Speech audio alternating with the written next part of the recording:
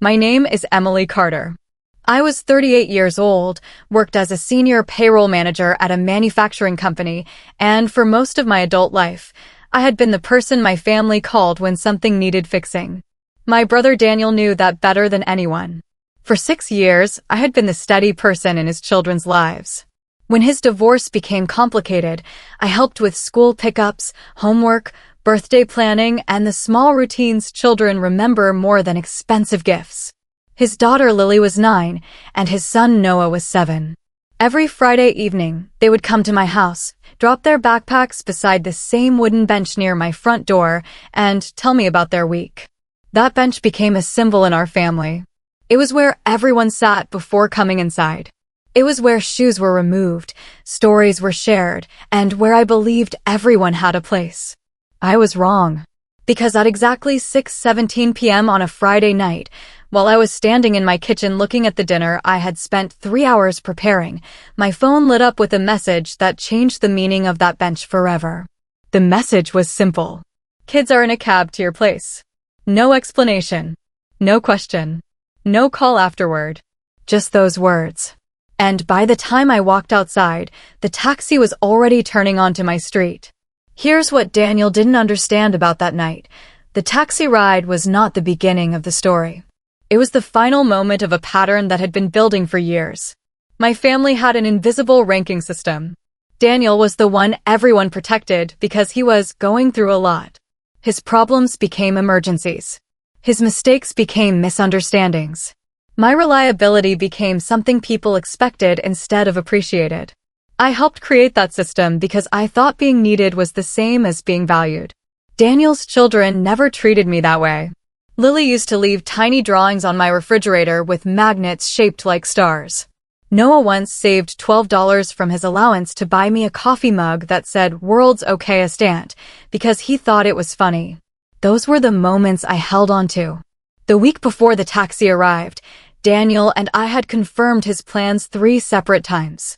We discussed the weekend schedule over text on Tuesday, Thursday, and Friday afternoon. My friend Melissa was even there when I mentioned it during lunch. Daniel had said everything was handled. But he had also laughed and said one sentence I ignored. "You're always prepared anyway."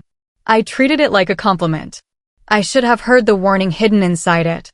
At 6:17 p.m., the finished dinner was still warm on the table. 2 handmade place cards for Lily and Noah sat beside their plates. Their overnight bags were supposed to arrive with Daniel.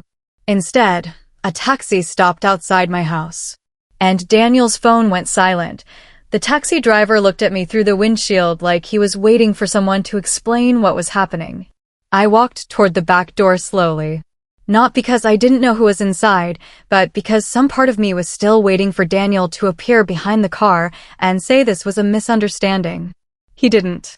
The back door opened, and Lily stepped out holding her pink backpack. Noah followed with his blue dinosaur jacket zipped all the way to his chin. The driver handed me 2 small bags and told me Daniel had already paid through the app. That detail stayed with me. He had enough time to arrange a taxi payment. Enough time to send one message. But not enough time to call me. I brought the kids inside and sat them at the table where I had prepared their favorite food. The same dinner that had been meant for a planned weekend together now felt like evidence of something I didn't want to admit. Lily looked around at the decorations I had put up and quietly said, "Dad said we were staying here for a little while." I asked her when he said that. She shrugged. Before we got in the car. That was the first moment I realized Daniel had not accidentally forgotten to communicate. He had made a decision and avoided the consequences of explaining it. The surprising part was Lily's reaction. She didn't cry. She didn't complain. She just opened her napkin, looked at the plate in front of her, and said, "It's okay. Dad gets busy." That sentence hurt more than anger would have. Children learn to make excuses for the people they love before they learn to protect themselves from disappointment. After they went upstairs, I sat alone at my kitchen table. The wooden bench by the door was empty, but the 2 backpacks resting beside it made the space feel heavier than before. That night, I replayed years of small moments. Daniel asking me to pick up the kids because it was only one time. Daniel arriving 45 minutes late to Noah's school event because something else came up. Daniel forgetting Lily's art competition, but remembering to post pictures from someone else's celebration online. I always told myself these things were minor. I told myself families helped each other.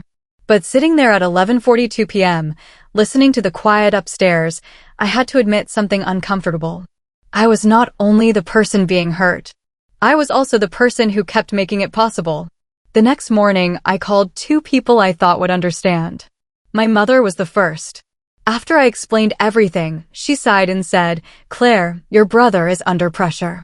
Don't make this a thing." Then I called my cousin Rachel, who had always said she admired how patient I was. Her response was softer, but it landed the same. Maybe he handled it badly, but the kids are safe. Isn't that what matters? For years, I would have accepted those answers. This time, I sat quietly and realized I didn't need everyone to agree with me. I only needed one person to admit what happened. That person was Melissa. When I told her the full story, she didn't defend Daniel. She didn't minimize it.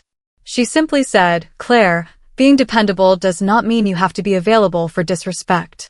And for the first time that week, I felt like someone had opened a door instead of asking me to keep standing outside it. Melissa's words stayed with me because they exposed something I had avoided admitting.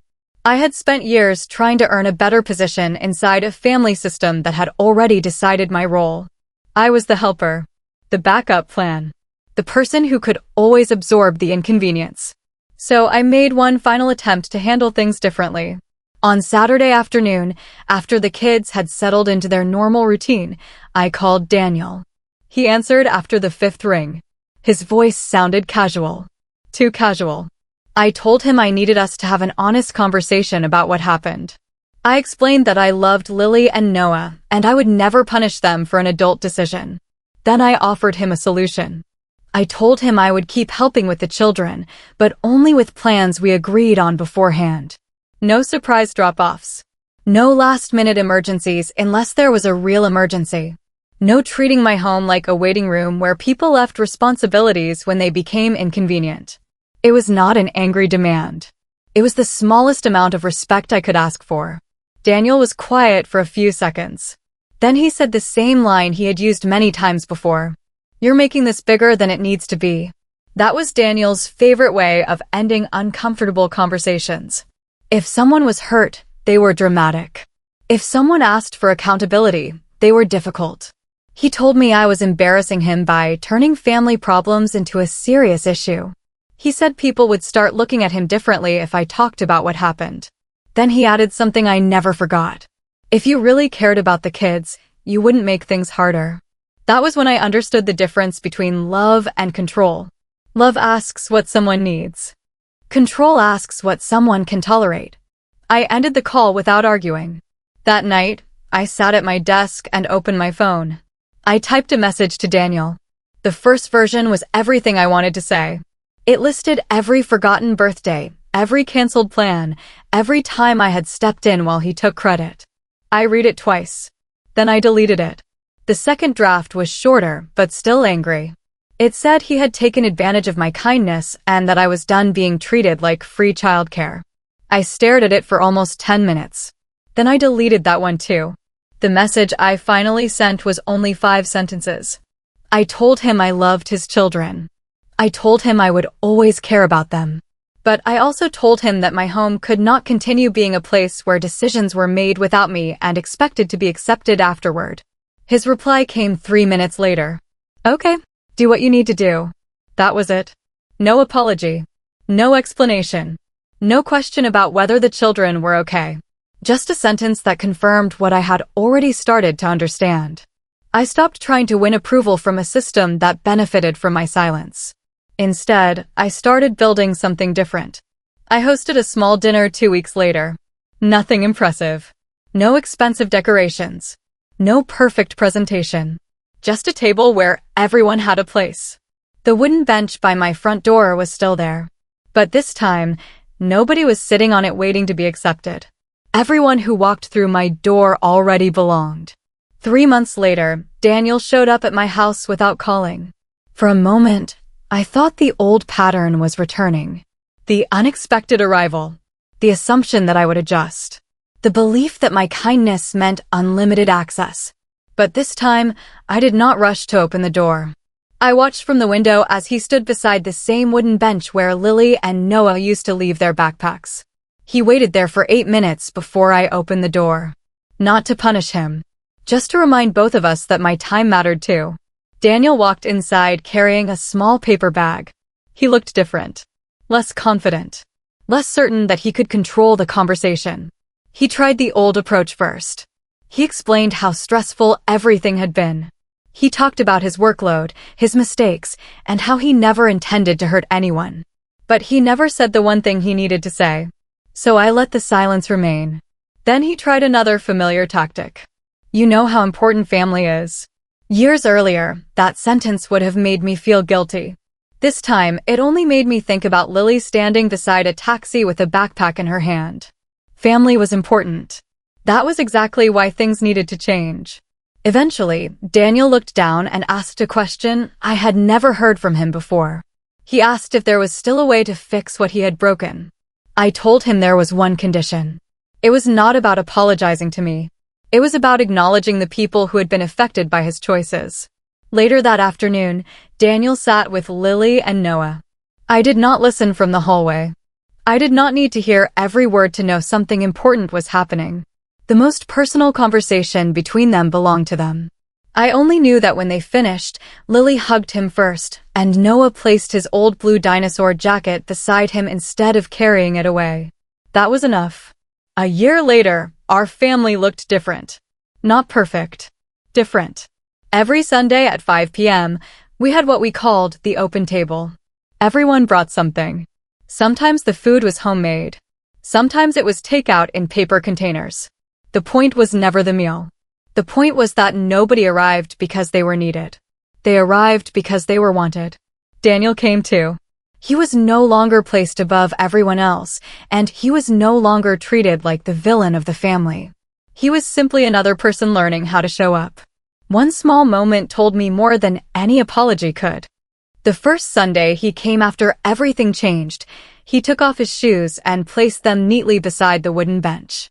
Then he helped Noah move the bench slightly because Lily wanted more room near the door. A year earlier, that bench represented who was allowed inside. Now it represented something else. A place where everyone could arrive honestly. The taxi that brought Lily and Noah to my house that night was supposed to prove I was the person Daniel could always rely on. Instead, it taught me something much more important. Being someone's emergency plan is not the same as being part of their family. The night Daniel sent his kids in a cab and disappeared, I thought he was leaving me with a responsibility. I did not realize he was giving me the chance to finally choose my own worth. Because family is not measured by who answers when someone needs help. It is measured by who remembers you before they need something from you.